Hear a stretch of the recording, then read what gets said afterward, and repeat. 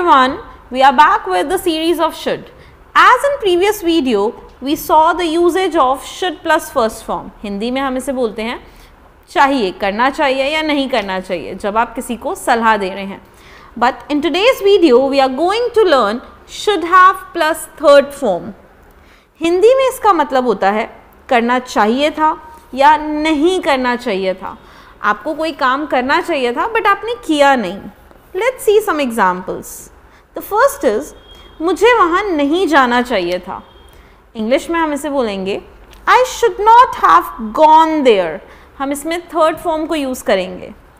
Let's see one more example. तुम्हें उसकी सिफारिश नहीं करनी चाहिए थी. You should not have recommended him.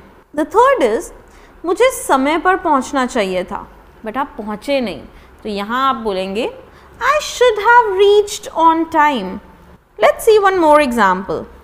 मुझे समय पर दवाई ले लेनी चाहिए थी. I should have taken the medicine on time. अगर हम क्वेश्चन पूछ रहे हैं, फॉर एग्जाम्पल, क्या तुम्हें वहाँ से त्याग पत्र दे देना चाहिए था? इंग्लिश में हम बोलेंगे Should you have resigned from there? Another example is उसे नाश्ता कर लेना चाहिए था. इसे हम कहेंगे She should have taken breakfast. आप इसको ऐसे भी कह सकते हैं She should have had breakfast. Another is तुम्हें उसे गाली नहीं देनी चाहिए थी. You should not have abused her. If we are saying तुम्हें मौका नहीं गंवाना चाहिए था, in English we will say You should not have missed the chance. The next example is तुम्हें अपने वादे से पीछे नहीं हटना चाहिए था. इंग्लिश में हम कहेंगे You should not have backed out of your promise. Back out of का मतलब होता है पीछे हटना. Now let's see the correct usage of should be. Should be के बाद we always use third form of the verb. ये passive voice है मॉडल का. हिंदी में हम इसे बोलते हैं किया जाना चाहिए. Let's see some example. If you are saying उसे इन्फॉर्म किया जाना चाहिए, so we will say he should be informed. If I say criminals को punish किया जाना चाहिए, so we will say criminals should be punished.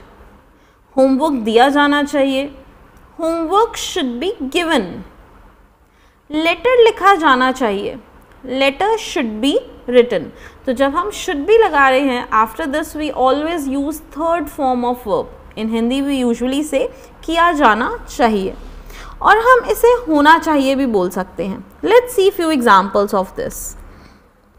उसे फांसी नहीं होनी चाहिए क्योंकि वो निर्दोष है. He should not be hanged because he is innocent. अब जब हमने बोला नहीं होनी चाहिए, so here also we can use should be plus third form. Let's see one more example of this. उसकी पिटाई होनी चाहिए. He should be beaten. हमारे देश में तंबाकू बंद होना चाहिए. Tobacco should be banned in our country.